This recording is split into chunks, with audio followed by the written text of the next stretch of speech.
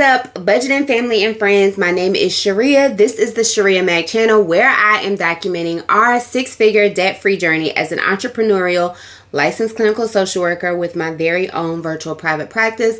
Also now working 2 additional jobs in hopes to pay off $305,884 worth of debt by December 31st, 2026. Together we make about $130,000. That's not including the income from the newest jobs because I have not started working them yet.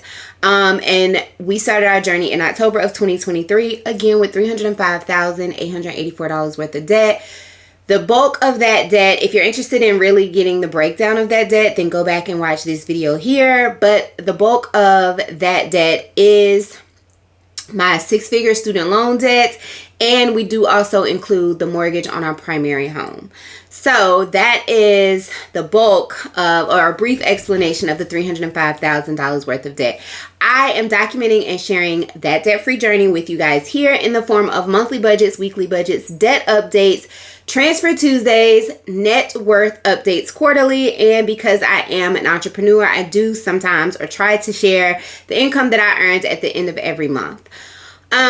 Today's video is our weekly budgets, and this is September week 1's budget as we are now into September week 2. So let's get right into it. All right, the budgeting template that I have on the screen, if you are interested, I did purchase it from Etsy, a Etsy shop, and if you are interested in it, the link is in my description box below. We budget every Thursday to the following Wednesday, as my husband is paid on Thursday. I am paid on Fridays as an employee of my business. I have an S Corp filing status. And so I am paid every Friday. He's paid every Thursday, and our budgeting weeks go from the Thursday to the following Wednesday. This budget started Thursday, August the 29th, and it ran to Wednesday, September 4th. The income was planned at $2,700. That was with $850 from my husband's paycheck, $1,000 from my paycheck, and $850 rent payment. What my husband actually earned was $898.89. I actually and always earn $1,104.75. We did get our rental income, and then we got $786.13 in additional income, which is what this probably should be labeled. But to break that down, I got $386.13 as a refund check from Honda Financial, and then I let my son use my JetBlue card to purchase him and his girlfriend's plane tickets to Puerto Rico. So he gave me $400. It ended up being like $700 total, or a little over $700. He went ahead and gave me $400. Because it did not post, I did not put that money directly back on the JetBlue card. I actually took that money and paid off the annual fees from our American Express Platinum cards. So that total $786.13, which brought our total income for September week 1 to $3,639.77. We go over to savings, and savings for this week was planned at $605 with $50 into my high yield savings account, $50 into my husband's savings account, $50 towards Christmas 2024 sinking fund, $10 towards my son's college fund, $25 to my daughter, $370 to our rental property savings account, and then $50 for my son as we are cash flowing barber school for him. What we actually saved was $50 into my high yield savings account, $50 in my husband's savings account, $50 into Christmas 2024, $10.79 to take him to the next 10th, or whole dollar amount to my son, $23.23 on my to my daughter, and that was more to cover one of her American Express purchases, $370 into the savings account, and then $50 towards my son's barber school. So that brought our total savings for this week to $604.02. Bills for this week were very light, which always amazes me because you think people, I don't know, I don't want to speak for people, but I'm always like, oh, I got so many bills. But when I break it down like this, like my bills for September week 1 were $466.26. And we'll go into the breakdown of like how much of my income is actually attributed to what. But to see that we made $3,639.79, and out of that, only $466.26 were our bills, it's like crazy. But the bills for this week were our Wells Fargo home mortgage, because I do pay that weekly, in the amount of $332.99. And then we had our life insurance policy at $133.26, which brought our total bills for this week to $466.25. Okay, expenses for this week were planned at $685. That was with $150 towards groceries, and what we actually spent was $82.09. And that strictly came from shopping at home before we shopped. And I've gotten in the habit of making a grocery list of like essentials, milk, eggs, bread, and things like that, as we run out throughout the week. And then I just grab that notebook out of the kitchen drawer and I go to the grocery store. Gas was budgeted at $155. We actually spent $147. Beauty maintenance had $0, but I actually spent $17.05. And that's because my great nephew came over and he had to get his hair. Well, he didn't have to get his hair done, but his mom was taking him to Disney and she wanted his hair done. So I did his hair, and he's so tender-headed that I had to go get like detangling products so I could be able to do his hair without hurting him, my little sweetheart. Fast food, we budgeted $50 and we only spent $15.68, which is amazing. Household, we did budget $200. We actually put the household purchases, we purchased them from Sam's Club, and we actually overspent. We spent $264 and some change. But again, that had not posted to the credit card, so we actually will put this back in our budget, and then we'll roll the $200 over for October to pay that back. Actually, $250 to pay that balance completely off.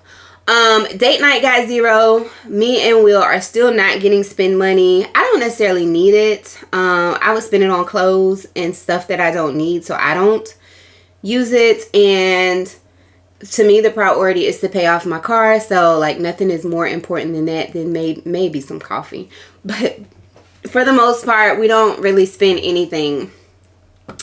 Miscellaneous was budgeted at $80 and we spent $129.60. Tithe was $50 and we tithed $50. And then car parts had $0 in the budget and we overspent at $40.02, which brought our expenses still under budget to barely under budget to $481.44. We go over to debt, and debt for this week was planned at $644.23, and that was with a payment to the Carnival Barclay. So I got a question, and I try to make sure I explain it every single time for people who are new. A lot of our cards do not have a balance. When we started our debt-free journey, we had however many credit cards this is. Maybe 14 or 15 credit cards, and most of them did have balances on them. So we spent the first bulk of our debt-free journey from October to, I want to say March or May of 2020, October 2023 to May 2024, paying off just our credit card debt. And I think we started at like $17,000. The numbers are on my TikTok page, but I don't remember, where we started with the credit card debt. But I think it was like $17,000. We paid that off. We made the last credit card payment in May, I want to say, of 2024. And then we moved on to the Honda Pilot. We switched from the debt snowball method to the debt avalanche method, tackling the highest interest first. But we keep the minimum payments on the card. We budget in the minimum payments on the cards as a snowball into whatever debt we are tackling. So I hope that I explained that well. So you'll see the minimum payment for the card, but the card actually does have a $0 balance. We do still use credit cards, obviously. Like we still use our Sam's Club card when we go purchase things in bulk for the month, and then we get so many percentage or cash rewards back that we use towards those purchases. We are still using our Hilton American Express cards for like gas and groceries, for the points.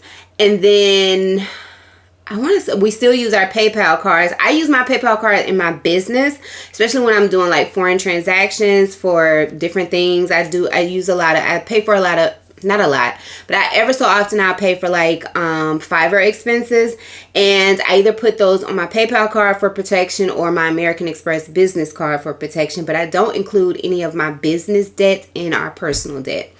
So I hope that makes sense. So we had a payment due on the Carnival Barclays card of $46.03, which is the minimum, but that card does have a zero balance, so that $46.03 was actually snowballed into my husband's Platinum American Express card. He had a balance starting in September of $445, I think. So we snowballed that into that. The other debt was the $250 car payment. That is the old car payment when it was financed under Honda Financial, but because that's what we were paying, I'm going to keep budgeting that amount. Then, so that was also snowballed into my husband's Platinum American Express to completely pay off that $695 annual fee. Then we had to pay our HELOC, which is the home equity line of credit. That was $348. We also, the $50.48, my son did insure his trip. That was $50.48, and that had already posted to the card when I went in and checked the balance the next day. So I went ahead and paid that out of the $400 that he gave me. And then my husband did recently open an Amazon Chase card just to get the $250 statement credit for whatever he purchased, and that left a $48.03 balance, and we went ahead and paid that off. So the actual the planned debt payments for this weekly budget, or September week 1's budget, was $644.23, but we actually were able to apply $1,568.71 towards debt. And when I see that number, while I appreciate the fact that we had that money, it would put us so much further in wealth building if we were saving and investing that amount of money each week. So we go over to the budgeted versus the actual. There was no planned rollover. I don't know where that keeps showing up or why it keeps showing up. But the actual rollover or remaining balance was $273.03. Okay, so the actual remaining balance that showed up in our budget for this week was $273.03. The planned income was $2,700, and the actual income was $3,639.77. The income saved was planned at $605, and we actually saved $604.02. The income spent, which is the combination of bills and expenses, was planned at $951.26, and we actually spent $947.69. And the debt planned for this week was $644.23, and we actually paid $1,568.71, which left a planned remaining balance of $499.51 and an actual remaining balance of $792.38. That's not accurate because we only had $174 in our account before my husband's check hit on Thursday morning. So I feel like I accurately calculated every expense, and so this shouldn't have come up like that. At this point, I don't know what to do. So the debt payments were planned at $644.23, and the actual was $1,925.46, leaving an actual remaining balance of $435.63. And again, that's still not accurate because it was $174 in our account. We go over to the breakdown, and savings, we were able to save 17.4% of our income. Side note, I listened to like Millionaires Unveiled and Bigger Pockets Money, and it's interesting that they talk about like their savings rate, which was something I never even really, paid attention to until now. And that's only in comparison to the fact that I hear them say like we went from a 0% savings rate to 50% or 60%. And I'm like, oh my gosh. Now, comparison is the thief of all joy. But so I'm not comparing. I'm comparing my savings rate to their savings rate, but not as a negative internalization. More as a hopeful, as hopeful insight, I guess. So, I would love to see this continue to increase to like 20, 30, 40%, 50%. But right now I recognize that like my priority is paying off this debt. So 17.4% of our income went to savings. 13.4% of our income went towards bills. 13.8% of our income went towards expenses, and a whopping 55.4% of our income for this week went towards debt. That would be great to see the remaining of the month. And then in expense category, we were only over budget in the miscellaneous, and I feel like I know exactly what that is. First of all, miscellaneous expenses, I know one of them. So I am moving my office from upstairs to downstairs into my daughter's room. She has been out of our home in college for 2 years, and she says she's never coming back. And honestly, I believe she is probably never coming back. But she does come home to visit, so I will put a day bed in her room. But I'm getting ready to move my office downstairs, and that is because my son cuts hair out of our home, and he currently has his whole barbershop set up in my dining room, and I want to move his barbershop upstairs so that I can have my dining room back and just have my full downstairs space. $61.72 went to cleaners. These clothes have been in the cleaners for like 2 months, so I really had to go. I didn't have to, but I went to go get them out. Another miscellaneous expense was $28.42, and that was paint from Lowe's, and it'll probably be in our miscellaneous expenses again because we need another coat of paint. And then we had to go back and get more paint from Lowe's at $19.46. Then I sent my nephew $20, and that's it. So not too much. I'm actually on a no spend, low spend September challenge, and I'm tracking my progress over on TikTok. So I've been, in this first week, I've been very conscious of what I'm spending. So that is it for September week 1's budget. I hope you guys enjoyed watching. If you or someone you know is on a debt-free journey and you feel like you can be informed and or inspired by my journey, be sure to follow me here. And if you know someone else, be sure to share. I would love to have you guys here to follow along the journey.